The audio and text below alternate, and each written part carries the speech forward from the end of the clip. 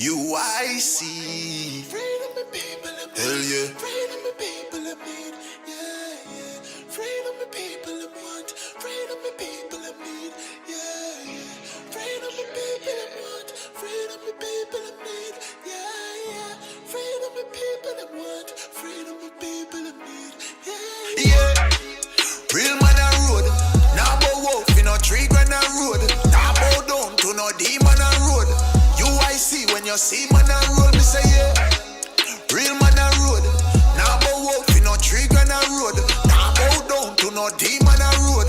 UIC when you see man a road. Ready fi broke every chain. That when you free up the people.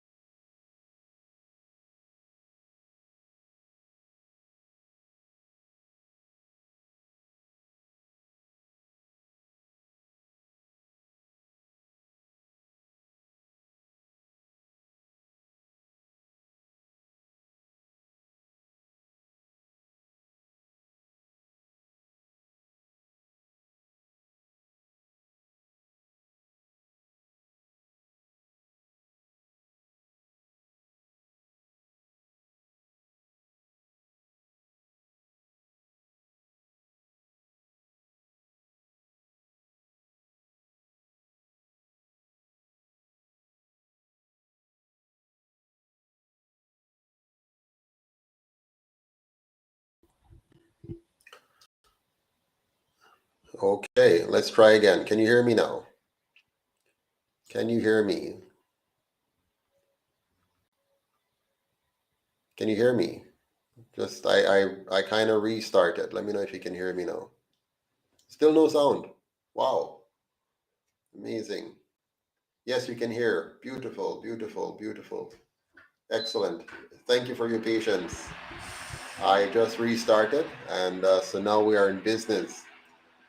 Good evening, everyone, and thank you for patiently waiting on my new microphone. Look at this. It is a new microphone. I replaced the previously new microphone and still had problems with the system. Not sure why it keeps giving all this problem, but that's good. Anyways, tonight I want to talk to you about Marcus Garvey. I want to talk about what killed Marcus Garvey. You know, what killed Marcus Garvey? I want to talk about that.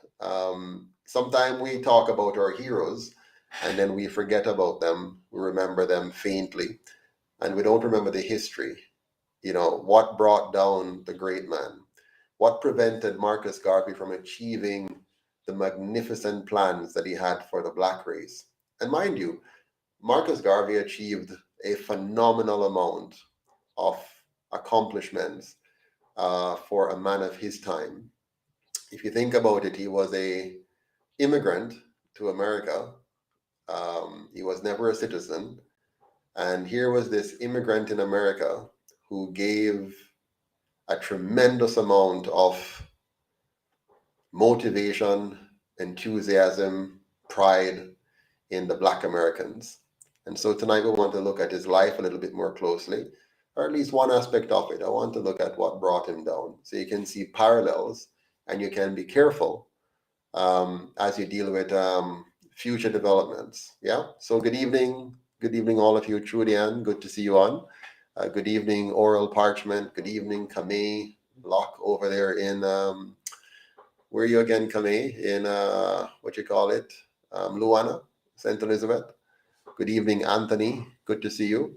Kenrick Gordon, Mr. Vice President. Good to see you, sir. Maurice Williams, excellent. Good to see you. So, how much do you know about Marcus Garvey?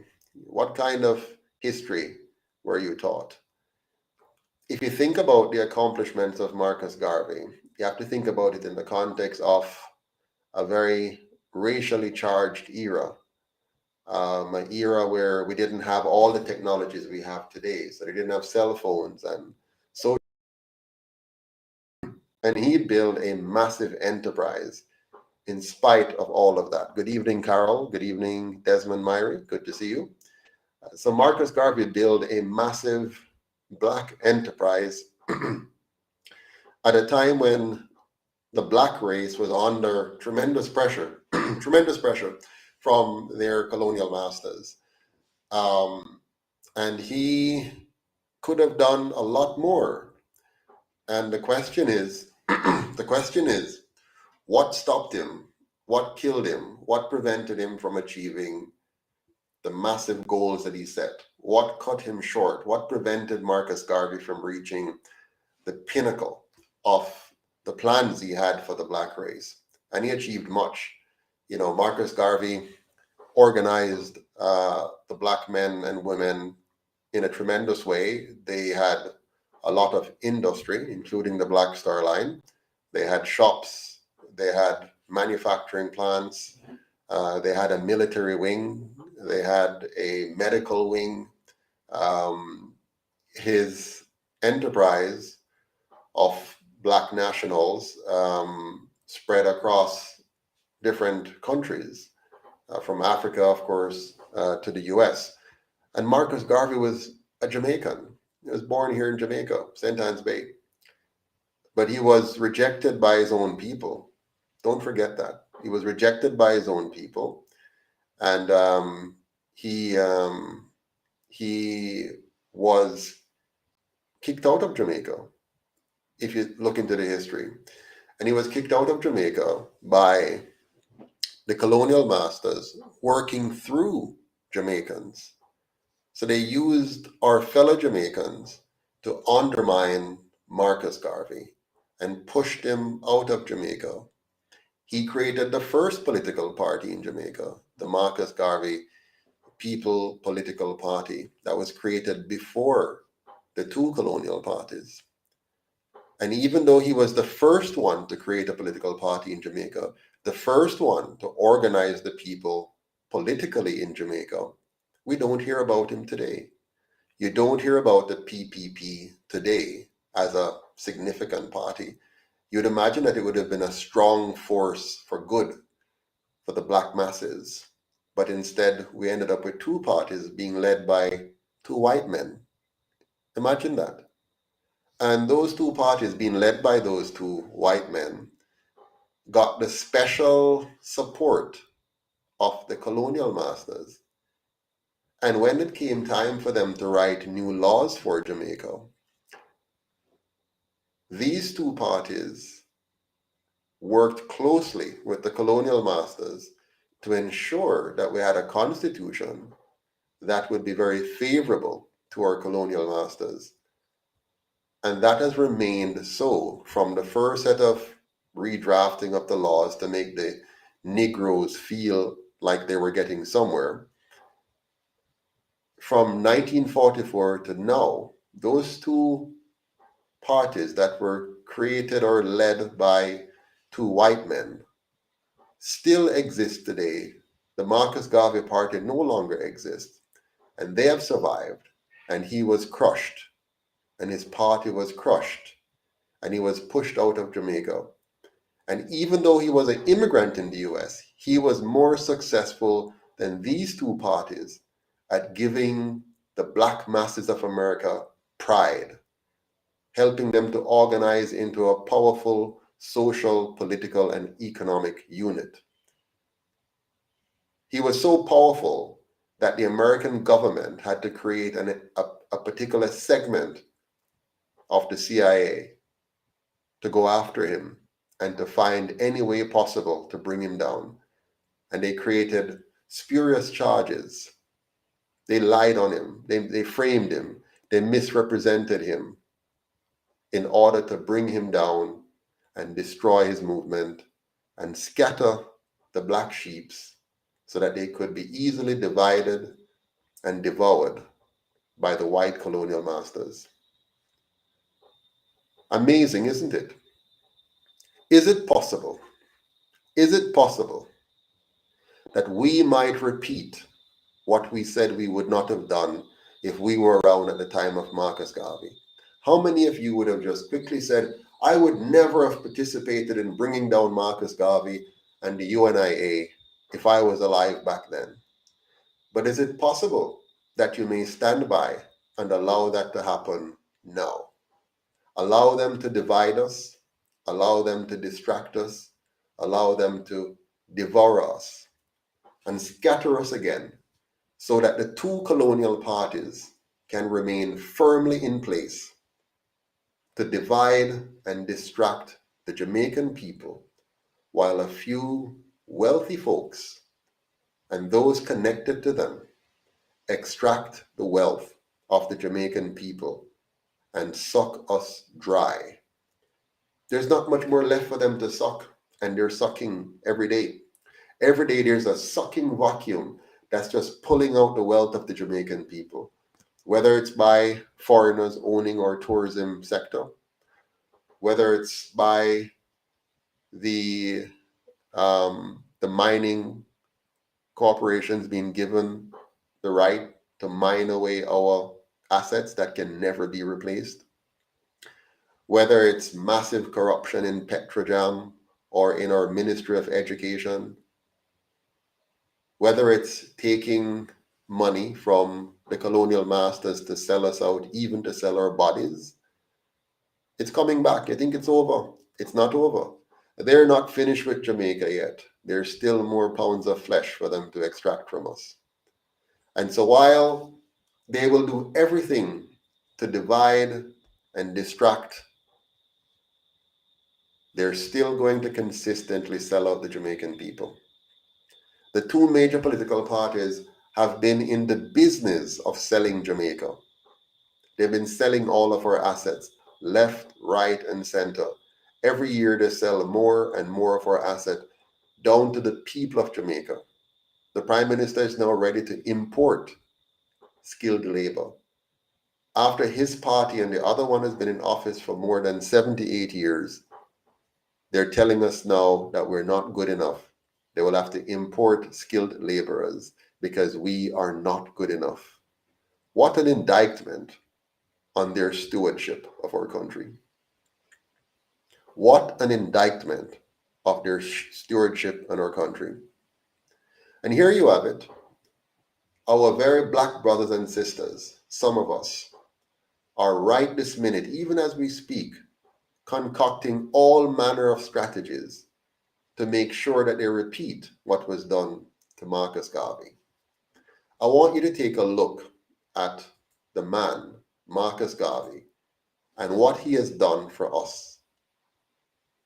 The man that our own leaders destroyed, prevented him from creating a new race of black men and women, a race that would no longer be mentally bound in slavery, a race that would understand the value of liberty, a race that would know the importance of productivity, a race that would not be living for handout and charity, a race that would be supreme in its understanding of its role in the universe as one that should never be subservient to any other race. That's the man that they killed. And you need to know why. You need to know how, so that we don't repeat it again. I want you to watch this. Watch this carefully, because it is going to show you, it's going to explain to you, in brief, who the man is, and we're going to look at how they killed him, how we killed him, and how we might do it again. Watch carefully.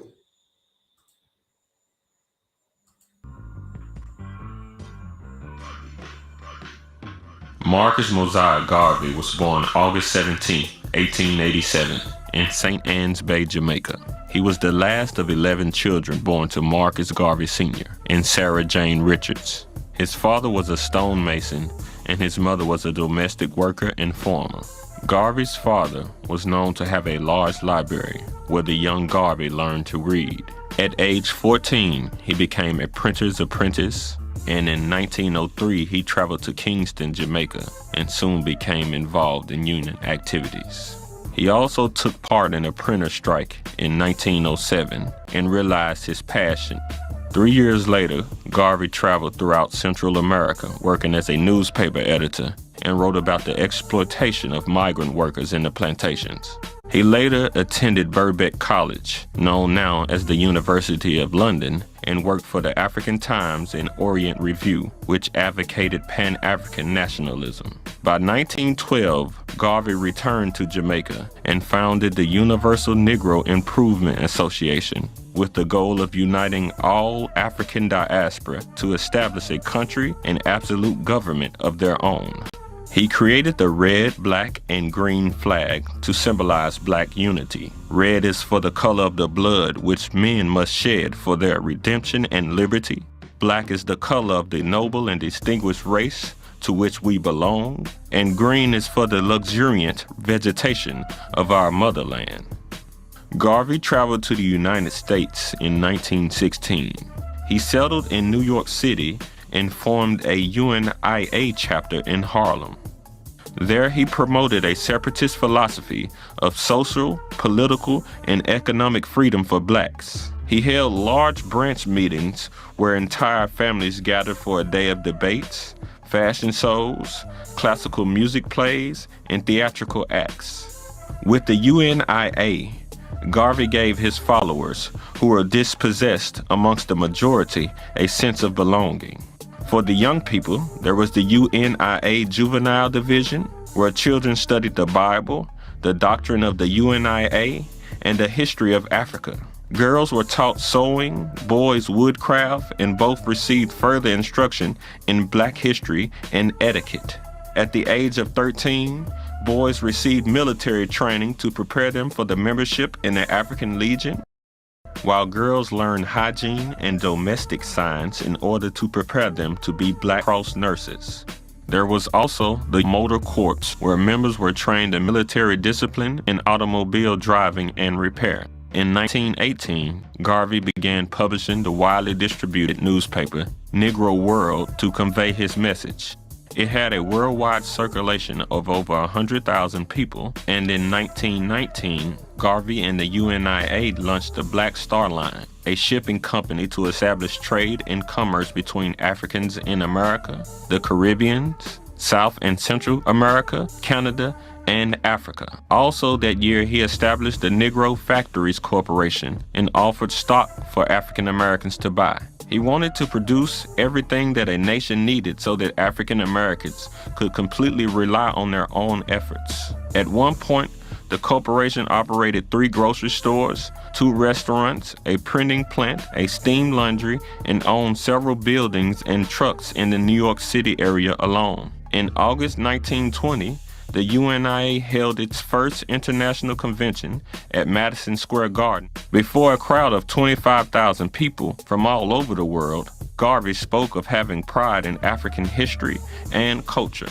Marcus Garvey and his organization, the UNIA, represented the largest mass movement in African American history. Proclaiming a Black nationalist back to Africa message, Garvey and the UNIA had over 1 million members and had established 700 branches in 38 cities by the early 1920s. Marcus Garvey was an entrepreneur, publisher, educator, and civil rights activist, and the founder of the Pan-African movement, and by far is still one of the most influential individuals of the African diaspora.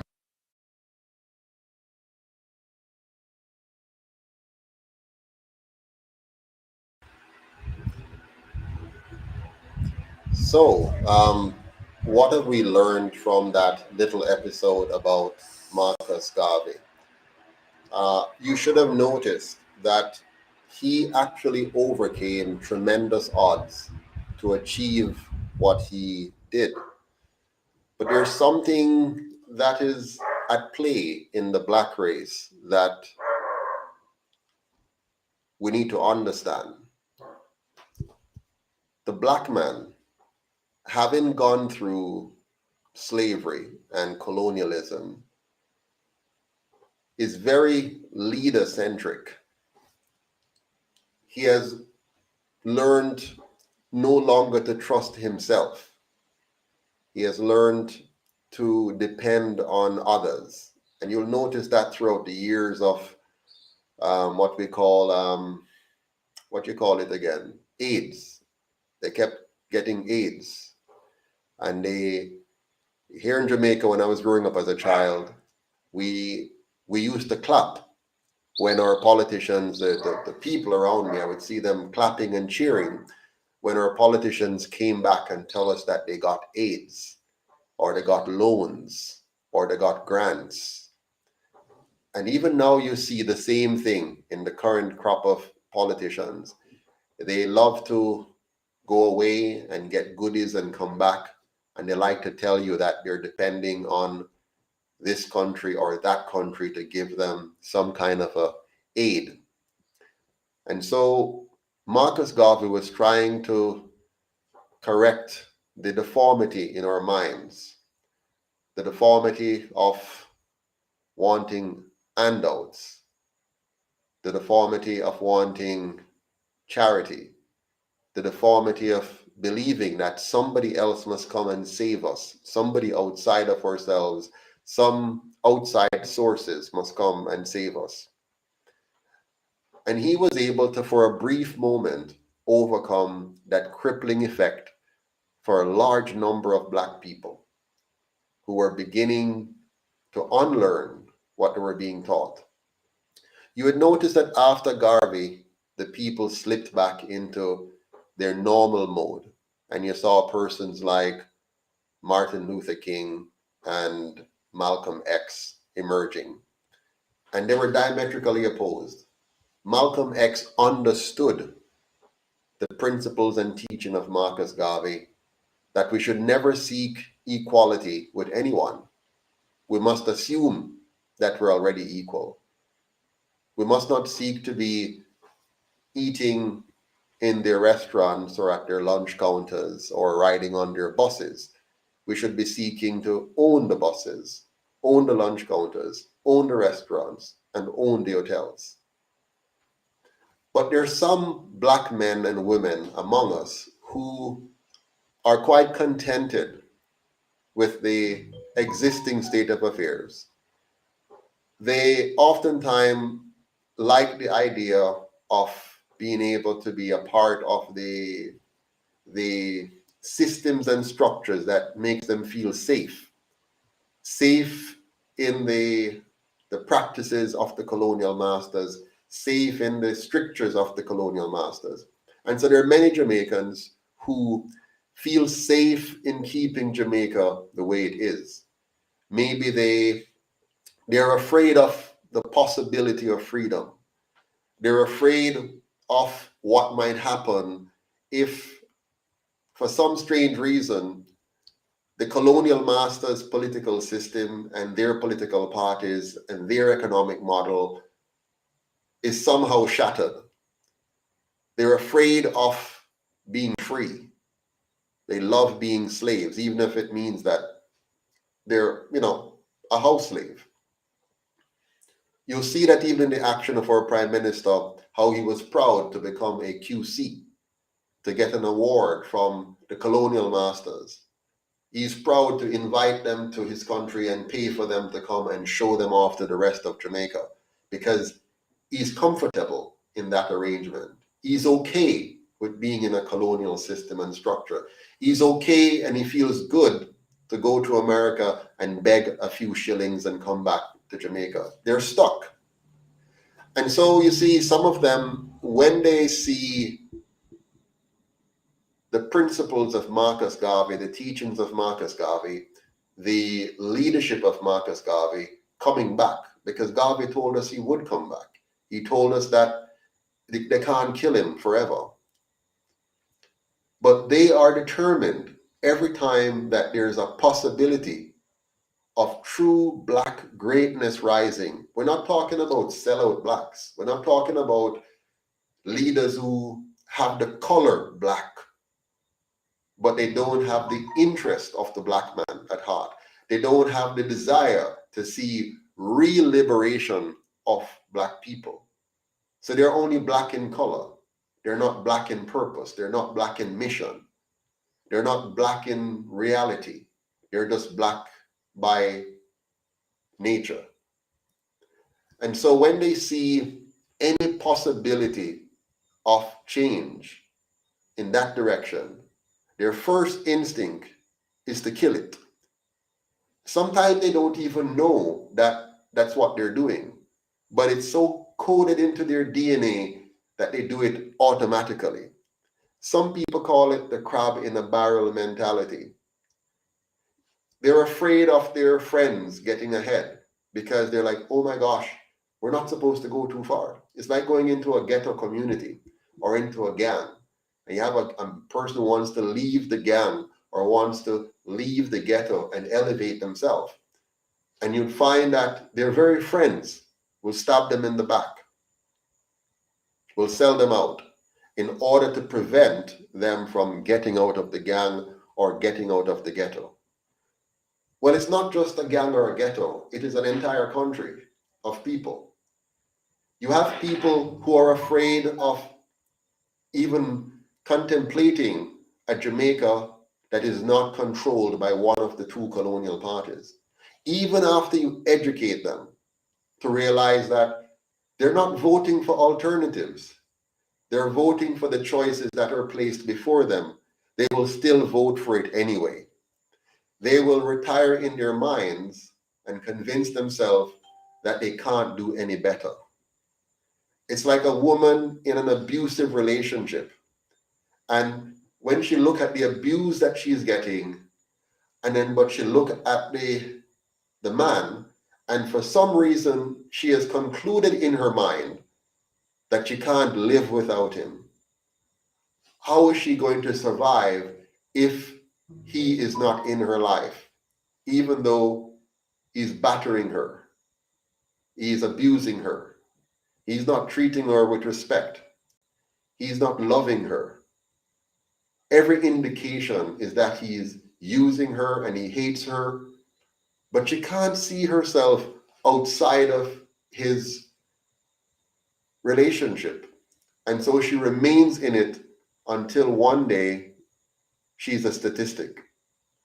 One day the abuse goes too far and she has lost the remainder of her life. We're suffering the same thing here in Jamaica. We have killed several third parties in this country. We have killed many prophets in the entire Black ecosystem, from Africa to Jamaica to the US. What killed Marcus Garvey more than anything else was a broken heart. When he saw all of his life's work, all of his ambitions, all of his mission to elevate a people being snuffed out by the very people he gave his life for, the very people he loved and cared for, the very people he tried to elevate, sought to destroy him. Why? Very simple. In the white race, in the Chinese race, in the Indian race, you will notice they do something far better than the Black race. Here's what they do. They learn how to unite. And they learn how to unite around very positive causes, positive for their interest. It might not be positive for the interest of the other race, but they unite around positive interests for themselves and their people and their country. When Christopher Columbus came to the so-called New World, he didn't come alone. He came with many men and supplies. He couldn't fund it by himself. He got funding from a number of people who didn't even set foot on the ship, people who have never seen the New World, but they cooperated, they united, they formed a cooperation, and then they pursued a dangerous, unknown venture based on a theory that none of them could prove until it is proven. And they set sail and they went out and they conquered an entire half of the world, if you will. Our people, when they came to our shores in Africa, our people chose to admire them, to cooperate with them, to work with them, and lost an entire continent to them. Today, we do the same thing. We will choose money over freedom. We will choose scarce benefits and spoil over the bigger picture of a free nation that gives us a chance at real, lasting prosperity. We will easily give up because somebody tells us that something is bad. I'll give you an example. I recently saw someone resign, a candidate resign from the UIC.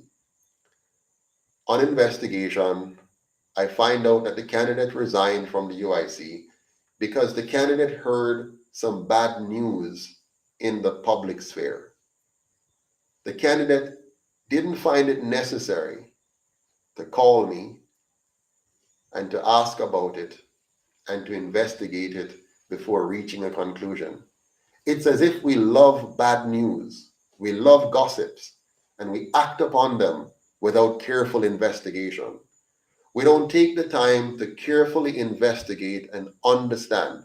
We just make snap decisions.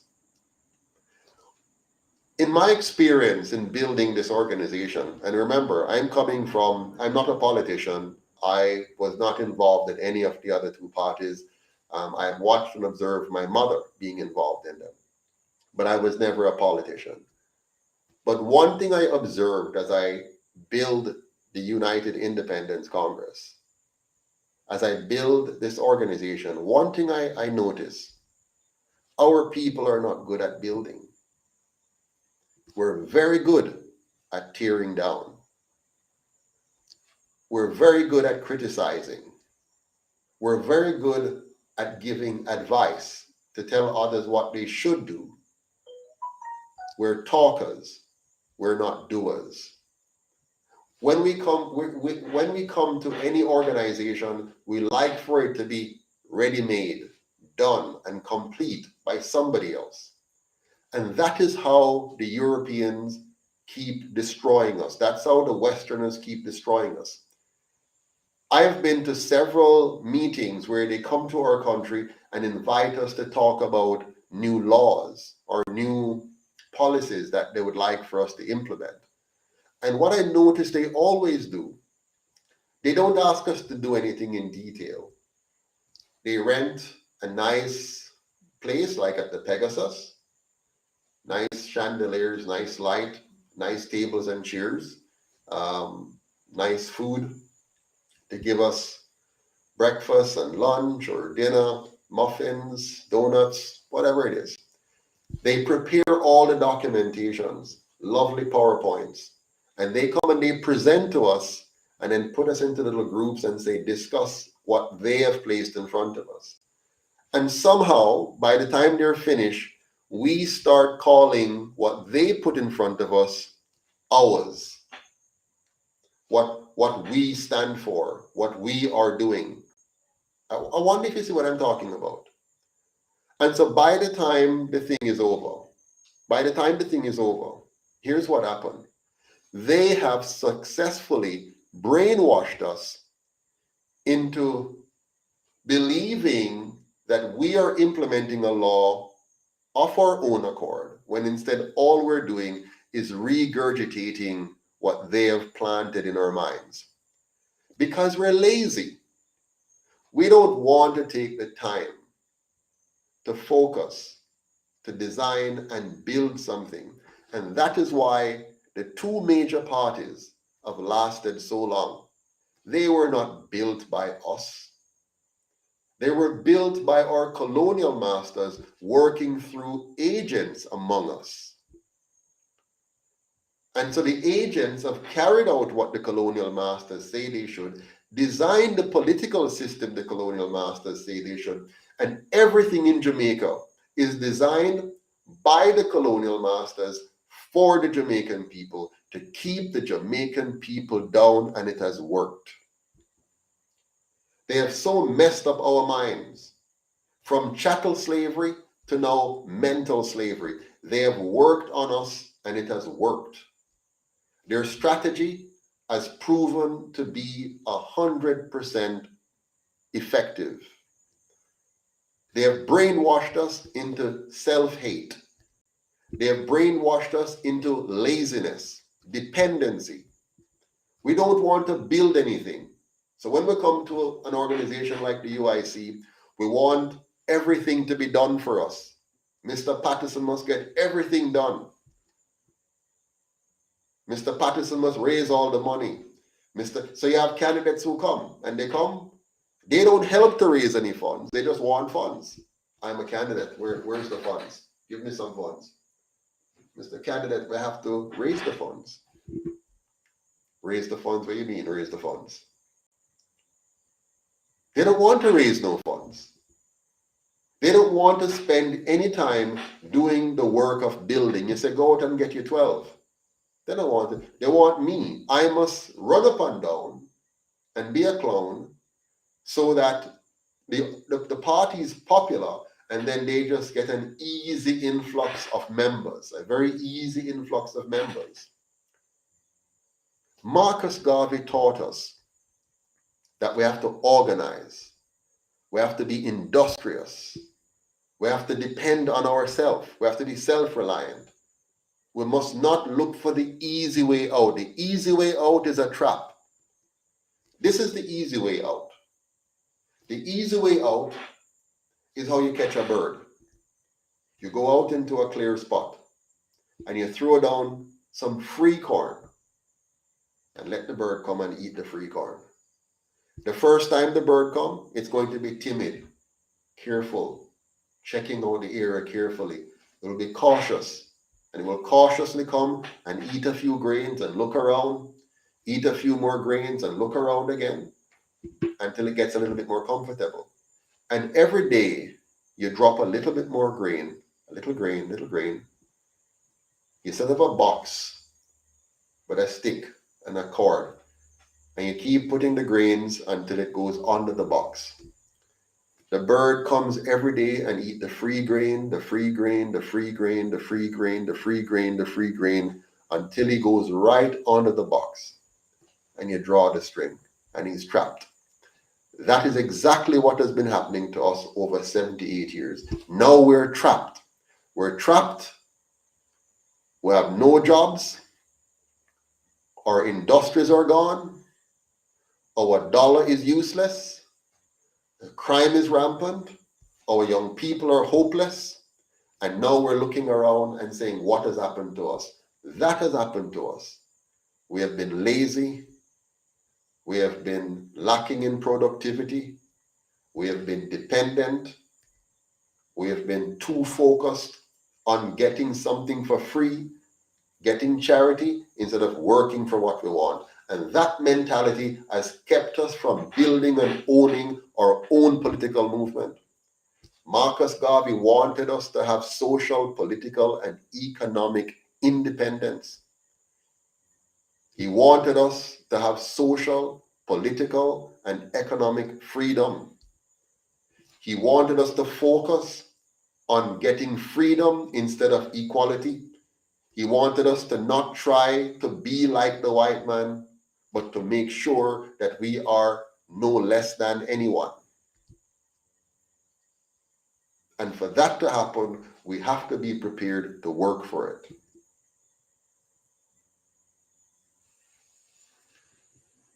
And so I always told you, the UIC was going to be the People's Party. Let's not kill it like they killed Marcus Garvey. It means we're going to have to stand up against our own, because we have some ignorant black men and women who are determined to destroy Jamaica's future. They're prepared to do anything to destroy Jamaica's future if they can't get the same thing they're used to. If we can't play the game the way they think the game should be played, and play the kind of politics that will lead us right back to being like the other ones, then they think something is wrong. But we have to make sure that we don't give up or give in.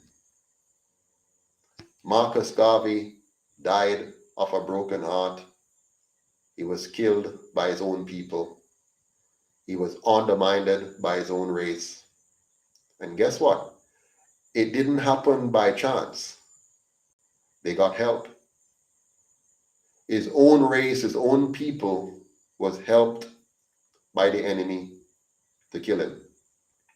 Just like they did with the other great leaders of our history. Don't let history repeat itself.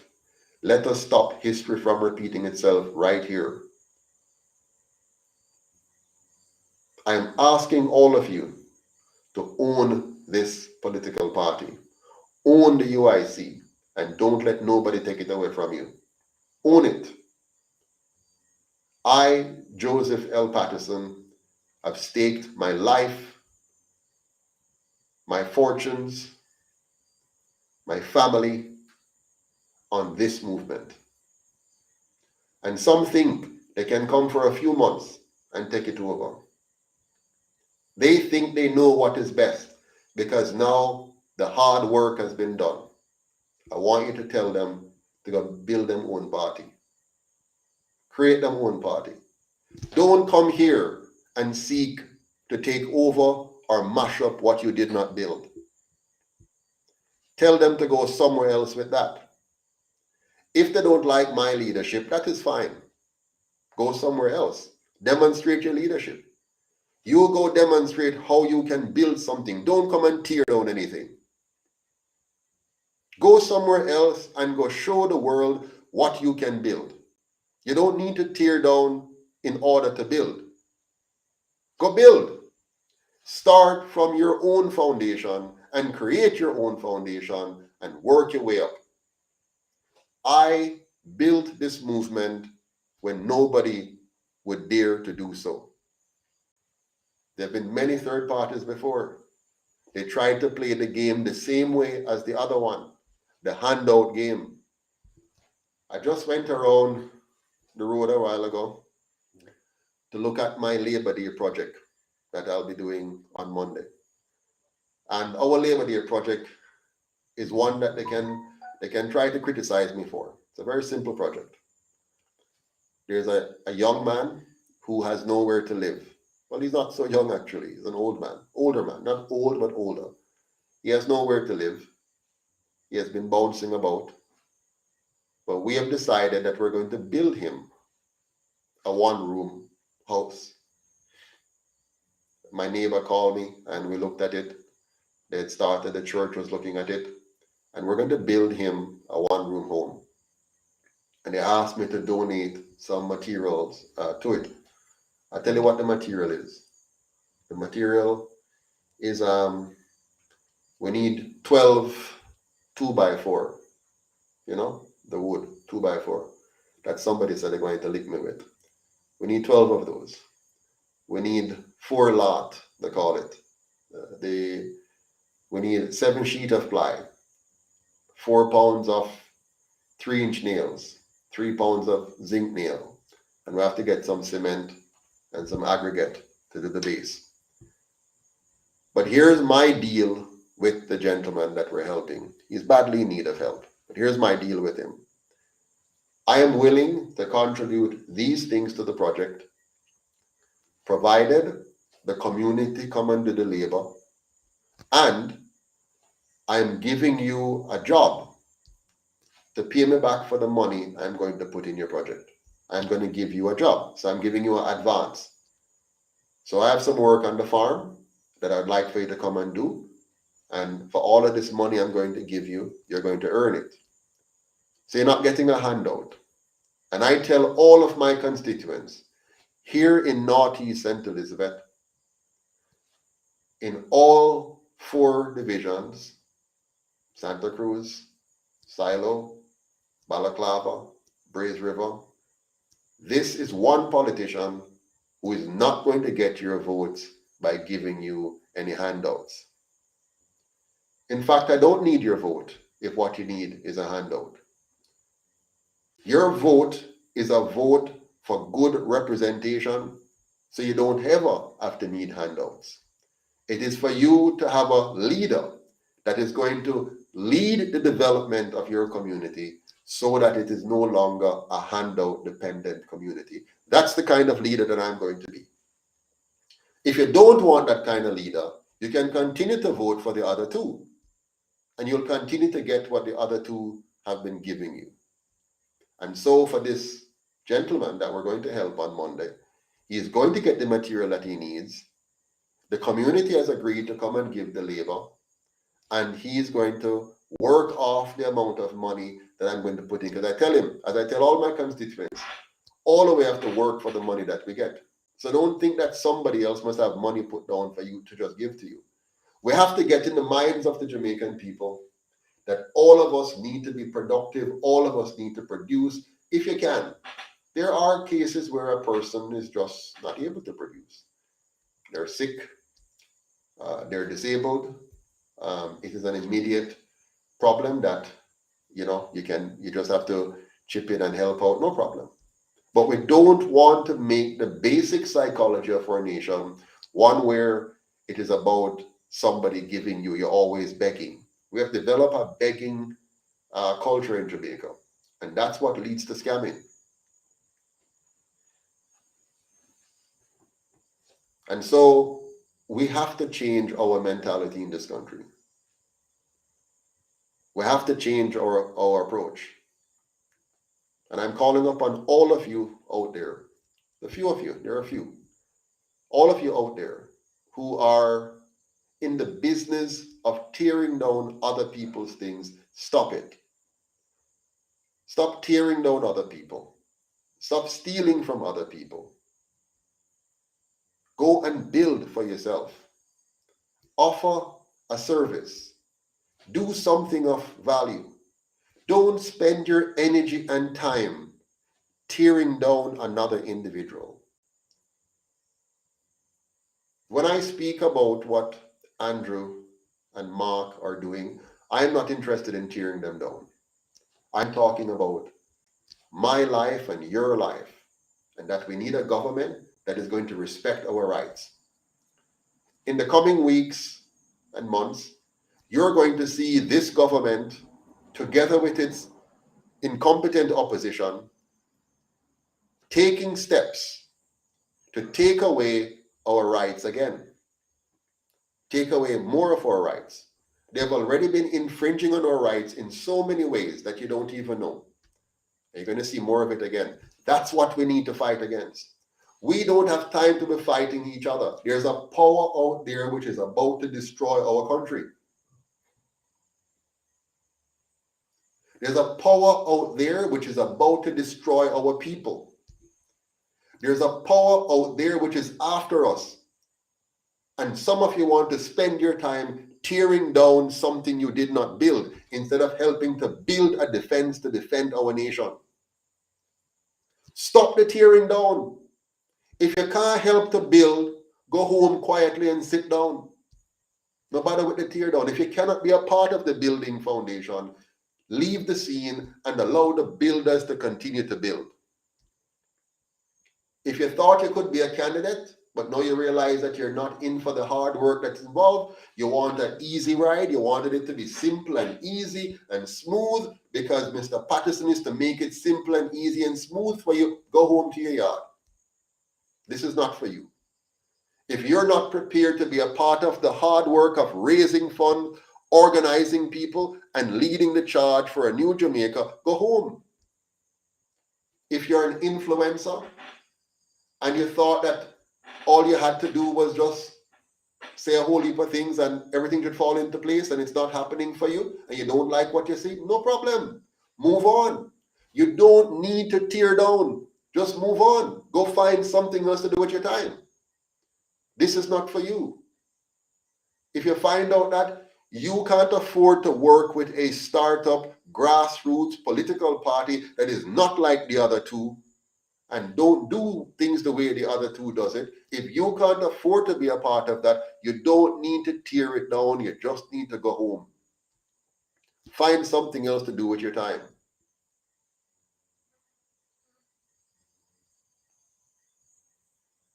Don't come here and seek to tear down what you did not build. And if you gave some donation and you want it back, tough luck. When you donate to something, you don't get it back. It's a donation.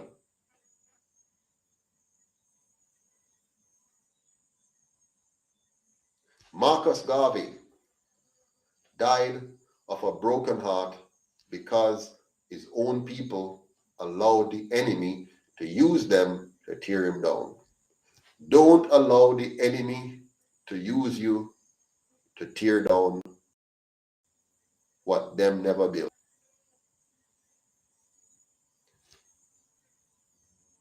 Some people will never like my leadership style. My leadership style is this. It's a very simple leadership style. If you're a part of my team, I expect you to do the work that is assigned to you once you agree to it. If you don't agree to it, and you don't want to do anything but just sit down in a meeting and talk,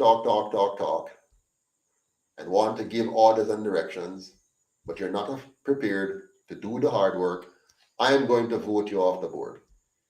I'm going to ask the members to vote you off the board if you're not prepared to do the real work. if you're going to be on the board and you're going to be antagonistic, highly critical, but when you're given an assignment, you can't deliver on it, I will have no respect for you. So I'm going to ask the board to vote you off. That's the kind of leader I am. I can only work with people who are prepared to do more than talk. If you notice, I don't talk a lot in our groups. I don't like the constant chatter. I don't like talking without purpose and talking that doesn't lead to action. I'm action oriented. I want to know that we identify a problem, we analyze the problem, we create an objective, we design a plan to achieve that objective, and then we execute the plan and assess how far or close are we from or to the objective that we set. And when we evaluate the performance, we must be truthful and honest about everybody's contribution to that performance. I'm not the kind of leader that is going to overlook the failures in us trying to get the process done. And I expect you to take responsibility for any areas that you fail in, and I will take responsibility for any areas that I fail in. But we must not simply gloss over it. I realize in Jamaica we don't like that kind of leadership. We like leaders who don't tell us the truth. We like leaders who don't hold us accountable. We like leaders who brush things under the carpet. We like leaders who are not straightforward. We want leaders who make us feel good even when we're failing. Well, I'm not that kind of leader. So if you want a leader that is going to allow you to waste time and resources, you're dealing with the wrong guy. Don't work with me. And if you want a leader who's a puppet, one that you can tell anything and he's going to just do whatever you say because you say so or because you think you're more influential than everybody else, you have the wrong guy. That's not how I operate. I will listen. I will try to understand your point of view. But my job as the leader is to make the tough decisions that you will not be held accountable for. I'm going to be held accountable for the decisions, so it must be my decision to make, not yours. You can't sit in your ivory tower and send me instructions and think I'm going to follow it. Just so. I'm going to look at it. I'm going to evaluate it in the context of everything else that is there and then make a decision. But don't think for one moment that you are so influential that I am going to just be a puppet and do what you say because you can go and slander me in public. Not gonna work. I am not afraid of your slander. I am not afraid of anybody trying to discredit me or undermine me because I know the truth about me. And I can stand firm on my integrity.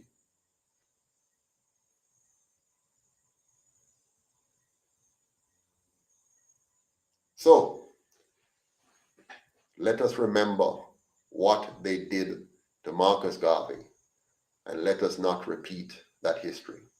I'm talking to you now, the sensible ones. I know some of you may be wavering. You're on the borderline because the UIC is new and you hear negative things being said by some, and you're like, I wonder if it is true. I can tell you one thing for certain. Absolutely nothing that you have heard about the UIC that suggests that we have done anything wrong is true. Yes, we are a startup movement. Yes, it is a challenge to build. Yes, we don't have enough money.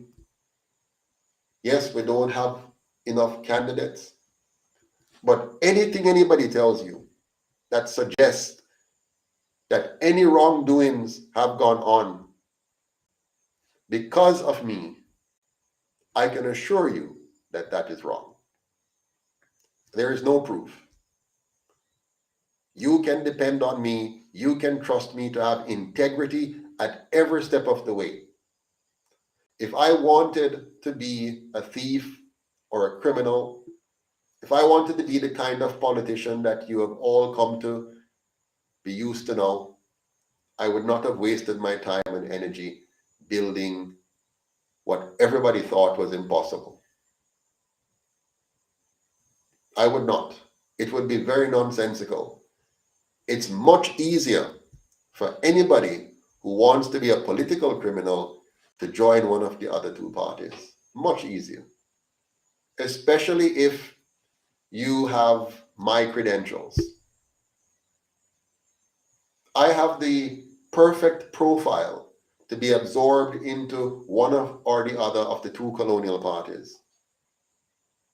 The PSOJ elites would be very welcoming of me joining their ranks, if I so choose. And I did not choose to join their ranks. I deliberately decided to side with the people of Jamaica, and I have paid the price for it over and over and over again. And if you can't see that, if you cannot use your common sense and good judgment to evaluate the situation and realize that what is being done is the same thing that was done to all of our prophets before, if you cannot realize that, then clearly you should not be a part of the UIC.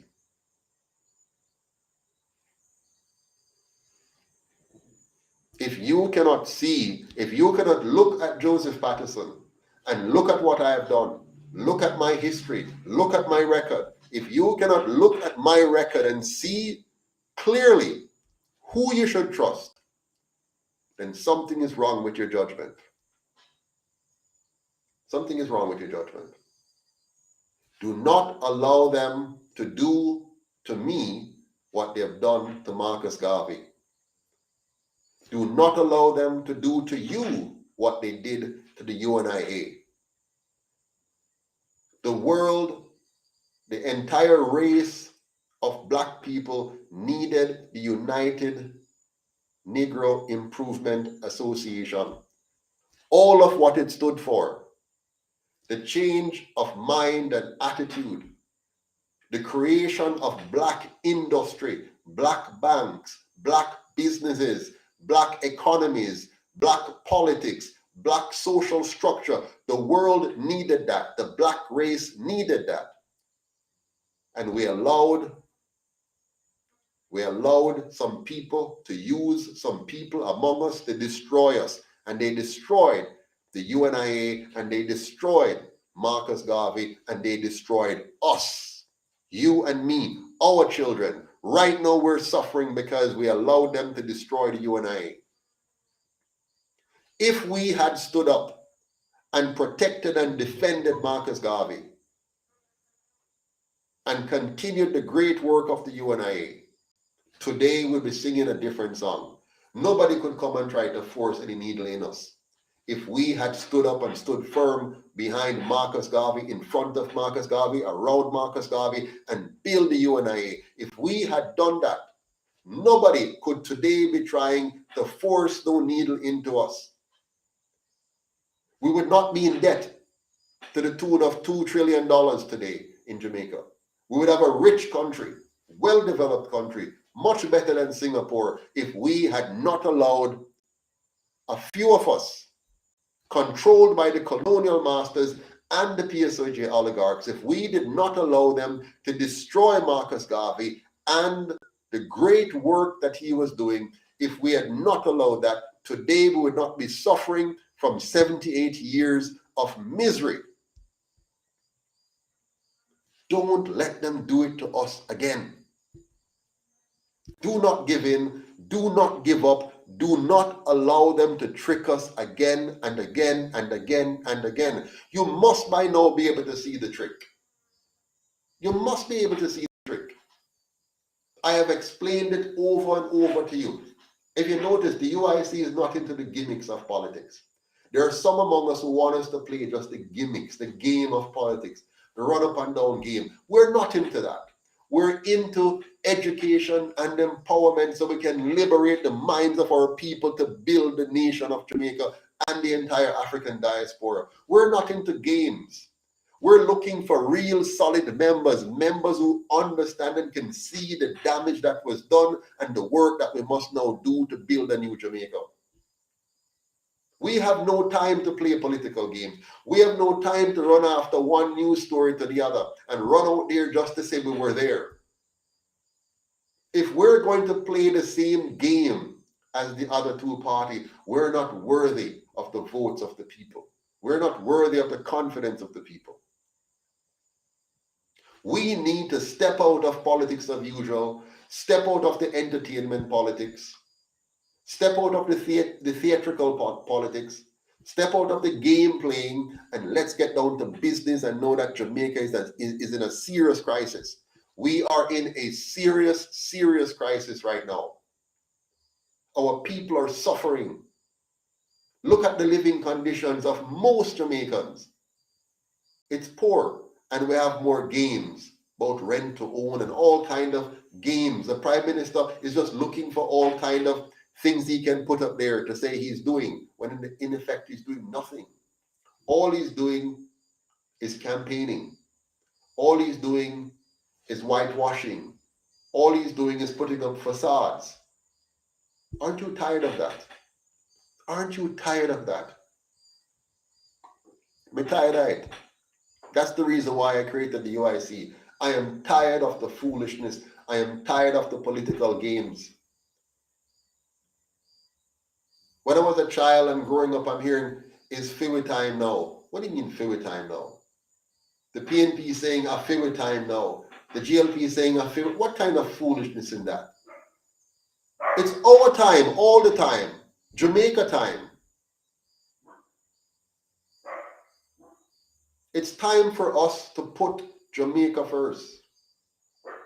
It's time for us to put our real interest first and not play the games anymore. Politics is not about entertainment. It's not a show. We need to get rid of the show business out of politics and get down to the serious business of building our country. Politics is serious business. What is politics?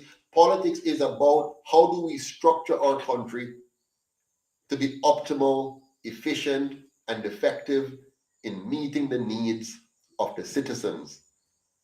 And the first step in that is to protect the sovereignty of every single individual.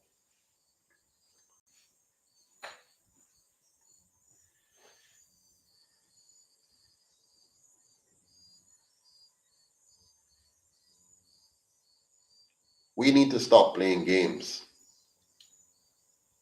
Yes, the public needs to see the UIC, of course. But let us be realistic and let us be clear on how the public is going to see the UIC. How is the public going to see the UIC? The public is going to see the UIC if we pay for the public to see the UIC. You see, we get what we pay for. For years, we have not been paying for politics because we think it's free. We have been contented to simply sit and wait for 4 years to pass, and then we enjoy the circus and go and vote and then go back home and live with whatever happens. We get what we pay for. We thought politics was free. We thought that politics was about politicians coming around and giving handouts and pretending that they care and doing charitable deeds so that they can win the election, and when they win, they spend the next 4 years thieving all of our money.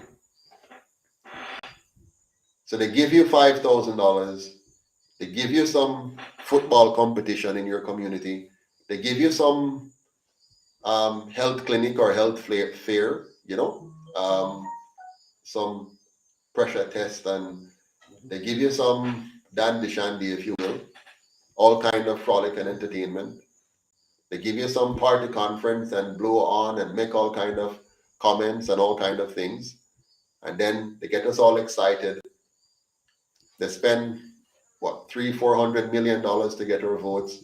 Then they spend the next 4 years thieving 4 to 5 to 6 times that amount. which left us with bad roads, bad school, bad hospital, bad education. What a waste of time.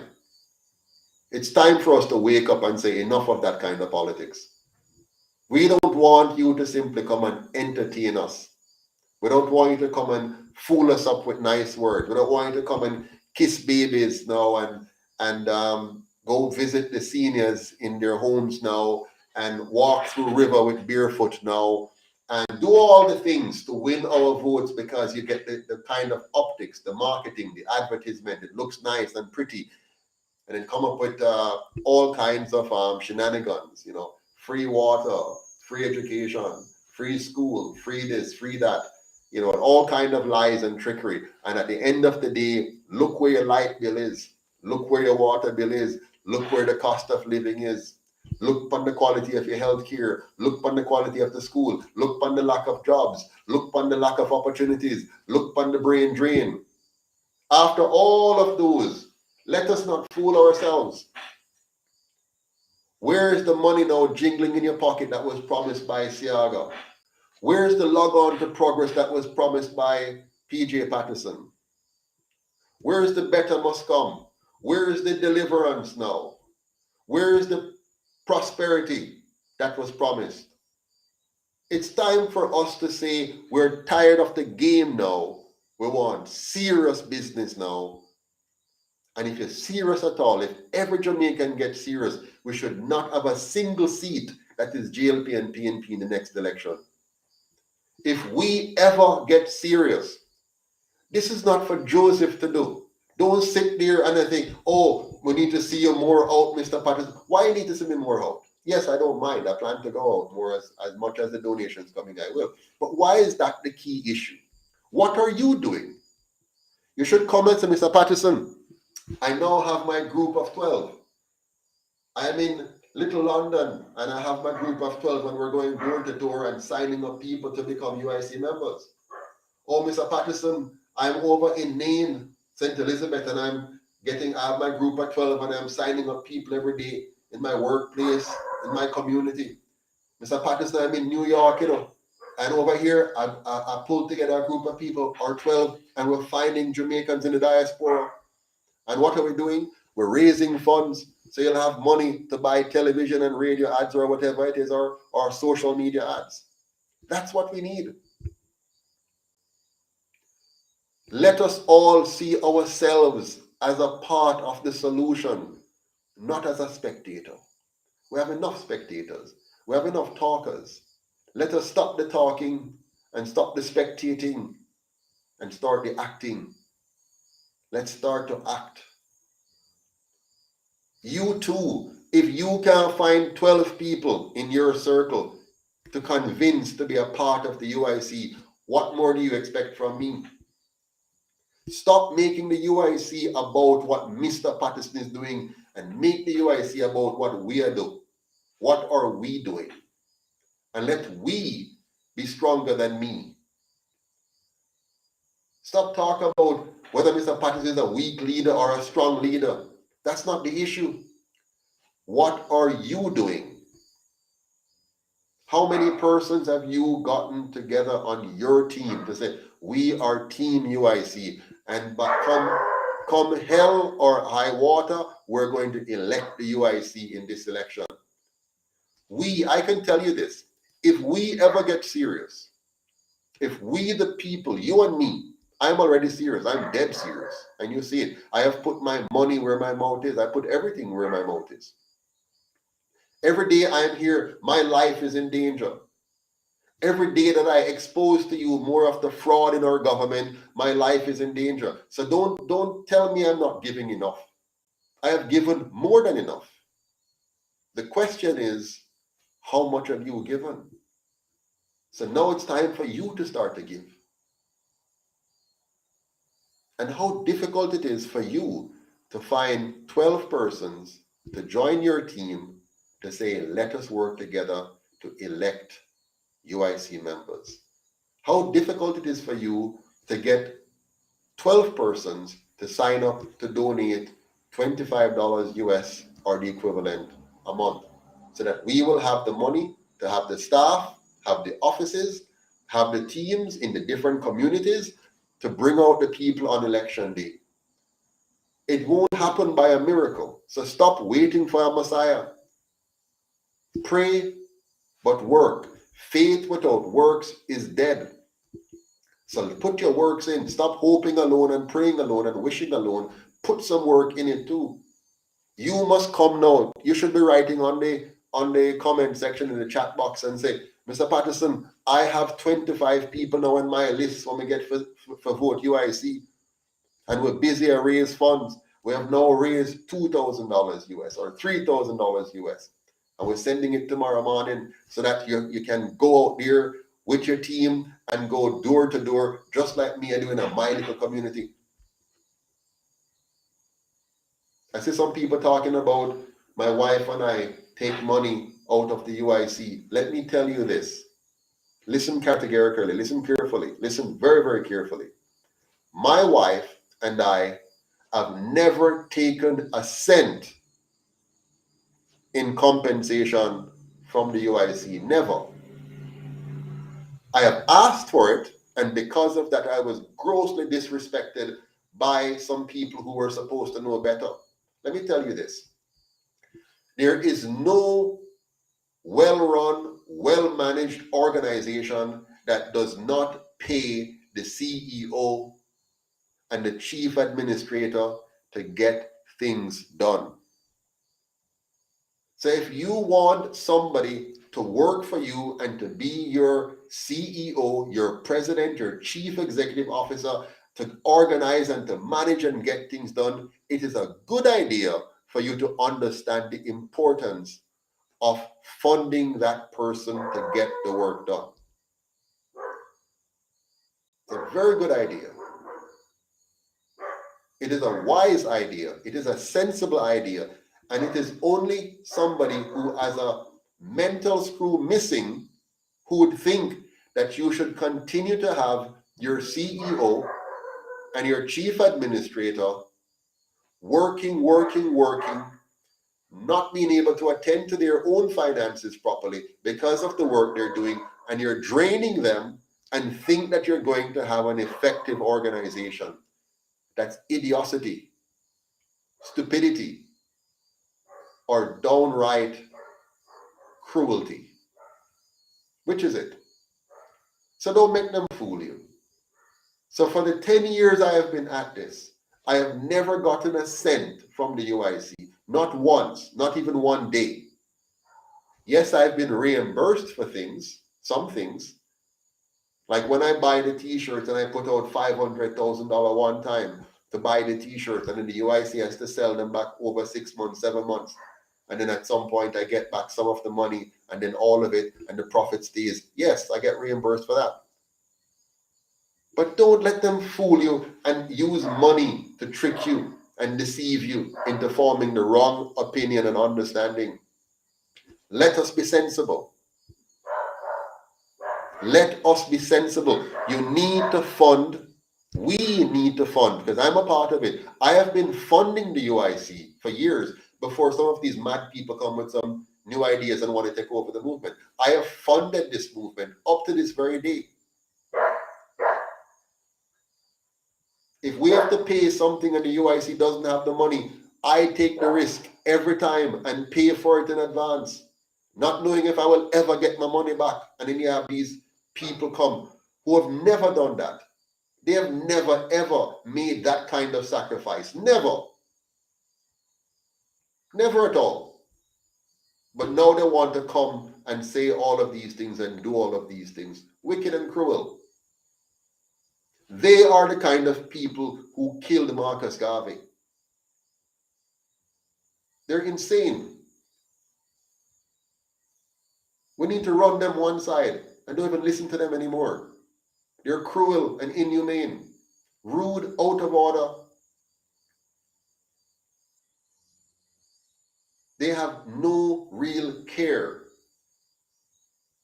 And they think they may just defame somebody, seek to destroy their character, a character they have not built. They have not even built a solid character for themselves, and they want to destroy another man's character ungrateful, cruel. And only somebody of a similar character would join forces with them and partake in that kind of slander and destruction. But Marcus Garvey told us that they couldn't keep him down even after they kill him, and they will not be able to keep me down or the UIC down, because we shall continue to rise. We shall overcome. We are overcoming. And I invite all of you now to really buckle down. Push away the noise. Push away the naysayers. And let us organize. Let us get our community capital clubs under our JUMP program right across Jamaica, right across America, right across Canada, right across the UK, and anywhere that is a Jamaican in any part of the world. Let's get them involved in building our community capital clubs under our JUMP program, the Jamaica Upliftment Monetary Program. Let's get that program going. Get our 12s in our wherever you are. Just get 12 persons. Start with one. Get one more person to join you. And now you have two of you who are working together to build the UIC in order to rebuild Jamaica. And in the tour, you get two more. That's 6. And the 6 of you get 2 more. That's 12 plus 6, 18. You understand me? So let us continue to build and avoid those who are in the business of destruction.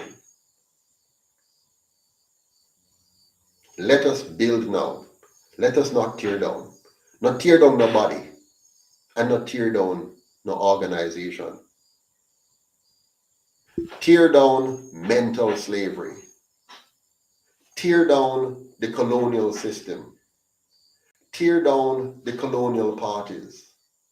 Tear down the PSOJ oligarch. Let us tear down those structures that are blocking us from real prosperity. Let us tear those down. Let us tear down the urge to be like crabs in a barrel. Let us remember Marcus Garvey. Let us not repeat the history of Marcus Garvey. Let us build on his great legacy. Let us not go backwards. The UIC must be the third party that became the first party to liberate Jamaica from mental and colonial slavery. Let us put an end to the system of colonialism in this country. Let us liberate our education system with an Afrocentric education model that will build the mind, body, and character of our children, that will help them to be able to form solid relationships in the family, in the community, and globally in business. Let us give our children an education that empowers them with the knowledge and understanding of money, the history of money, the science of money, the politics of money, so that nobody can fool them ever again. Let us empower our children with an education that fits them to outclass any other nation, not the foolish system we have right now, which prepares them for a century ago, which prepares them for a system that is dead. Let us give our children now real education. Let them become innovators, producers, and creators, as opposed to being mere regurgitators. Let us give Jamaica a Jamaica where every inch of it looks like a tourist destination. Every community, from Elam to New River to Santa Cruz to Goshen to Pepper. Let us give Jamaica a country which looks good in the east, in the west, in the north, and the south. Let us give Jamaica a police service instead of a police force. Let us give Jamaica an active armed forces which truly patrols and controls our border and our custom to stop the guns from coming in. Let us build a Jamaica where every single student, when they leave high school, if they're not going into university or a trades program, they're going into an apprenticeship program to learn on the job and grow into an effective citizen in this country. Let us build a country where the tax system is simple and effective and properly used to provide for the needs of the people instead of to enrich politicians.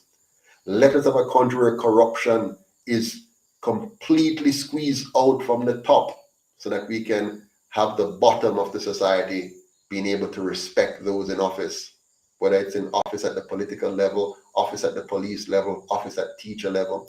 Let us bring back the reverence and respect for teachers and police officers and nurses in this country by paying them well, treating them well, building up a society where they are a key and respected part of it. We can do it. We can rebuild our community with community policing. But first, we have to get rid of those who are standing in the way by getting rid of the colonial system that allows them to do it.